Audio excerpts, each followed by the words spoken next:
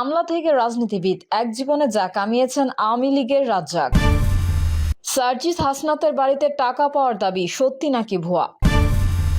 হাসিনাকে ভারত ফেরত দেবে না বলে শুনতে পাচ্ছি, বললেন মাহফুজ আলম। এবং সর্বশেষ জানাবো, গাইবান্ধা 30 টাকায় মিলছে কাঁচামরিচ, 40 টাকায় পেঁয়াজ।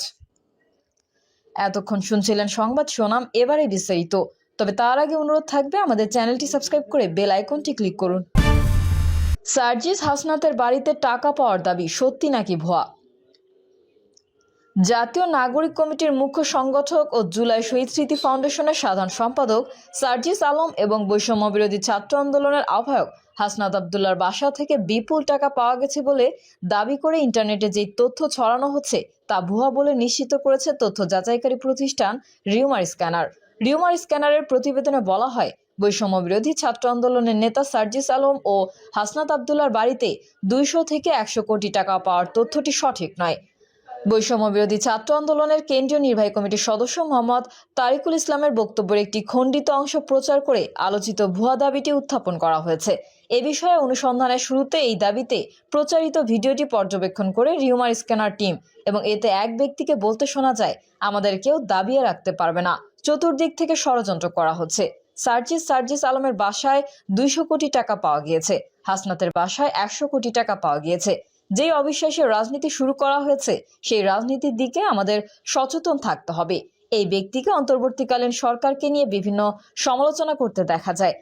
জানা যায়, বক্তব্য প্রদানকারী ওই ব্যক্তি বৈষম্য বিরোধী ছাত্র আন্দোলনের কেন্দ্রীয় নির্বাহী কমিটির সদস্য মোহাম্মদ তারিকুল ইসলাম। ভিডিওটির 9 মিনিট থেকে তাকে বলতে শোনা যায়, ফ্যাসিবাদের বিরুদ্ধে এই লড়াই শেষ পর্যন্ত আমাদের কেউ দাবিয়ে রাখতে পারবে না, চতুর্দিকে ষড়যন্ত্রের রাজনীতি শুরু হয়েছে। সার্জিসের বাসায় 200 কোটি টাকা পাওয়া গিয়েছে, হাসনাতের বাসায় 100 কোটি টাকা পাওয়া গেছে। অবিশ্বাসের রাজনীতি শুরু করা হয়েছে। সেই রাজনীতির বিরুদ্ধে আপনাদেরকে সচেতন থাকতে হবে। আপনাদেরকে বুঝতে হবে, এই অভ্যুত্থানে যারা নেতৃত্ব দিয়েছে তাদের শক্ত নৈতিক মানদণ্ড না থাকলে তারা কখনোই এই অভ্যুত্থানে নেতৃত্ব দিতে পারত না। মূলত তিনি সার্জিস আলম ও হাসনাত আবদুল্লার বাড়িতে 200 ও 100 কোটি টাকা পাওয়া গেছে বলে দাবি করেননি, বরং তিনি তাদের বিরুদ্ধে ষড়যন্ত্র হচ্ছে উল্লেখ করে বলেছেন, এই অভ্যুত্থানে যারা নেতৃত্ব দিয়েছে তাদের শক্ত নৈতিক মানদণ্ড না থাকলে তারা কখনোই এই অভ্যুত্থানে নেতৃত্ব দিতে পারত না। হাসিনাকে ভারত ফেরত দেবে না বলে শুনতে পাচ্ছি, বললেন মাহফুজ আলম।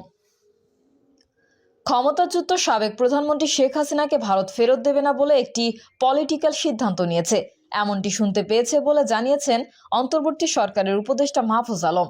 এতে অংশ নেন অন্তর্বর্তী সরকারের উপদেষ্টা মাহফুজ আলম, তথ্য উপদেষ্টা নাহিদ ইসলাম ও পররাষ্ট্র সচিব এম জসিম উদ্দিন। এতে পররাষ্ট্র মন্ত্রণালয়ের কূটনীতিকেরা অংশ নেন। এক প্রশ্নের উত্তরে অন্তর্বর্তী সরকারের উপদেষ্টা মাহফুজ আলম বলেন, ওনাকে তারা ফেরত দেবে না বলে রাজনৈতিক সিদ্ধান্ত নিয়েছে বলে আমরা শুনতে পাচ্ছি। তিনি বলেন, আমাদের বাস্তববাদী হতে হবে। সরকার বদলালে যাতে পররাষ্ট্রনীতি বদলাতে না হয়, বিষয়টি সামনে রেখে কোনো ধরনের হঠকারী সিদ্ধান্ত আমরা নিতে পারি না। আমাদের সার্বভৌমত্ব, আমাদের জাতীয় রাজনীতি, আমাদের অখণ্ডতা রক্ষায় আমাদের অগ্রাধিকার। উপদেষ্টা বলেন, আমাদের জায়গায় আমাদের শক্তি ও সক্ষমতা কিভাবে বাড়ানো যায় সেদিকে মনোযোগ দিতে চাই। কোন রাষ্ট্র কি করলো তার চেয়ে গুরুত্বপূর্ণ আমাদের সক্ষমতা বাড়ানো এবং দর কষাকষি শক্তি বাড়ানো। বাংলাদেশ যদি সক্ষমতা বাড়ায় তাহলে আন্তর্জাতিক অঙ্গনে দর কষাকষি শক্তি বাড়বে, এটি আমাদের জনগণকে উপকৃত করবে। এক প্রশ্নের উত্তরে তিনি বলেন, গত সরকার এক ধরনের নতজানু পররাষ্ট্রনীতি নিয়েছিল। আমাদের সরকারের জায়গায় আমরা চেষ্টা করছি বাস্তববাদী হতে। যদি আমাদের ভুল বা হঠকারিতা থাকে তা আমরা শুধরানোর চেষ্টা করি, এটি আমাদের সরকারের দৃষ্টিভঙ্গি। তিনি আরো বলেন, আমরা সবসময় চেষ্টা করছি বাংলাদেশের স্বার্থ অক্ষুণ্ণ রাখতে। বাংলাদেশকে সামনে এগিয়ে নেওয়ার জন্য সব রাজনৈতিক দল ও অংশীজনের ঐকমত্য চাই আমরা। আমলা থেকে রাজনীতিবিদ এক জীবনে যা কামিয়েছেন আওয়ামী লীগের রাজ্জাক। একজন মানুষের জীবনে কত টাকার প্রয়োজন, এই প্রশ্নের সোজা কোনো উত্তর নেই। একই কথা পেশাজীবী কিংবা ব্যবসায়ীদের কাছে জানতে চাইলে হয়তো কিছু একটা জবাব পাওয়া যাবে। কত টাকার মালিক হওয়া সম্ভব, সেই প্রশ্নের উত্তরও একটু ভেবে দিতে হবে সবাইকে। দেশের এক শ্রেণীর মানুষ হয়তো এর জবাব দিতে মিটমিটিয়ে হাসবে, তারা হলেন অসৎ রাজনীতিবিদ। কারণ এক জীবনে কতটা কামানো সম্ভব তারা সীমা নির্ধারণ অসম্ভব। জাতির উপর জগদল পাথরের মতো চেপে বসা বিগত ফ্যাসিস্ট সরকারের রাজনীতিবিদরাই এর উদাহরণ। ভবিষ্যতে কেউ তাদের মতো হবে না তারও কোনো গ্যারান্টি নেই। গরিব দেশের এসব বড়লোকের আয়ের উৎস জানলে রীতিমতো বিস্মিত হতে হয়, ক্ষুব্ধ হতে হয়। এমনই এক নাম ডক্টর আব্দুর রাজ্জাক। আমলা থেকে রাজনীতিবিদ বনে যাওয়া এই আমলা থেকে রাজনীতিবিদ বনে যাওয়া এই আওয়ামী লীগের নেতার সম্পদের পরিমাণ ও আয়ের উৎস জানলে চোখ ছানা বড়া হয়ে যায়। রাজধানীর গুলশান ও বনানীতে বেশ কয়েকটি ফ্ল্যাট এবং নিজ গ্রামের বাড়িতে ৩০ কোটি টাকা ব্যয়ে বিলাসবহুল বাড়ি নির্মাণ করা সহ আমেরিকার ১২টি পেট্রোল পাম্পের শেয়ার আর সুপার শপ সহ অনেক প্রতিষ্ঠানের মালিক টাঙ্গাইল ১ আসনের সাবেক সংসদ সদস্য, মন্ত্রী ও আওয়ামী লীগের সভাপতিমণ্ডলীর সদস্য ডক্টর আব্দুর রাজ্জাক। আমাদের মুসুদ্দি গ্রামের বৈরান নদীটি ছিল প্রবাহমান। আওয়ামী লীগের সাবেক মন্ত্রী ডক্টর আব্দুর রাজ্জাক তার মায়ের নামে কলেজ করে নদীটি দখল করেছে।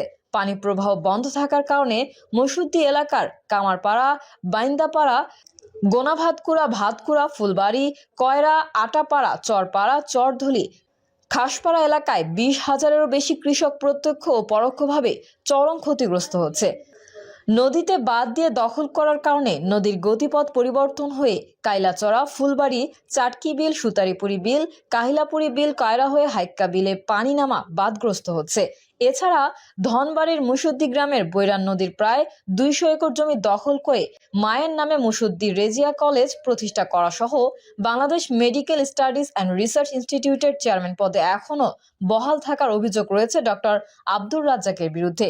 ওই পদটি পেয়ে গত ৭ বছরে তিনি দুর্নীতি, স্বজনপ্রীতি, অবৈধ নিয়োগ ও পদোন্নতি বাণিজ্যের মাধ্যমে হাতিয়ে নিয়েছেন কোটি কোটি টাকা।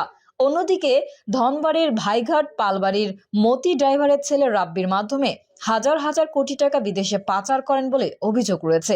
এর সুবাদে গত বছরের সেপ্টেম্বরে স্ক্যামিং পর্নোগ্রাফি ব্যবসায় জড়িত রাব্বির বিরুদ্ধে সিআইডির করা মামলার নাম বাদ দেওয়ার অভিযোগও রয়েছে সাবেক এই মন্ত্রীর বিরুদ্ধে। শুধু এখানেই শেষ নয়, সাবেক মন্ত্রী ক্ষমতার অপব্যবহার করে তিনি সহ তার স্বজনরাই পদোন্নতি, টেন্ডার, নিয়োগ ও বদলি বাণিজ্য জড়িত।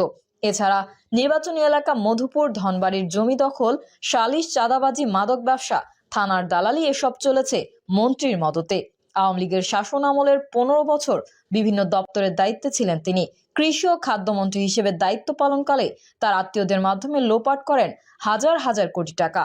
তিনি আত্মীয়দের মাধ্যমে সিঙ্গাপুর, মালয়েশিয়া, আমেরিকায় করেছেন সম্পদের পাহাড়। দেশের কৃষি খাতে উন্নয়নের নামে একের পর এক প্রকল্প বানিয়ে বাজেট থেকে শত শত কোটি টাকা লোপাট করেছেন সাবেক এই মন্ত্রী। অবৈধ সম্পদ বৈধ করতে সাবেক মন্ত্রী রাজ্জাক আত্মীয়দের বানিয়েছেন ঠিকাদার। এছাড়া সাবেক কৃষিমন্ত্রী doctor Abdur Razzaq Bangladesh medical studies and research ইনস্টিটিউটের চেয়ারম্যান থাকা অবস্থায় করেছেন ভর্তি বাণিজ্য। প্রত্যেক স্টুডেন্টের কাছ থেকে ২০ থেকে ৩০ লাখ টাকা হাতিয়ে নেওয়া সহ বাংলাদেশ মেডিকেল কলেজের ভেতরে দোকান বরাদ্দ বাবদ কামিয়েছেন শত শত কোটি টাকা। গত ১৪ অক্টোবর রাত ৮:৩০টার দিকে বৈষম্য বিরোধী ছাত্র আন্দোলনের ঘটনায় দায়ের করা মামলায় রাজধানীর নিউ স্কাটন গার্ডেন এলাকা থেকে গ্রেফতার হন সাবেক কৃষিমন্ত্রী, আওয়ামী লীগের সভাপতিমণ্ডলীর সদস্য ডক্টর আব্দুর রাজ্জাক। অন্যদিকে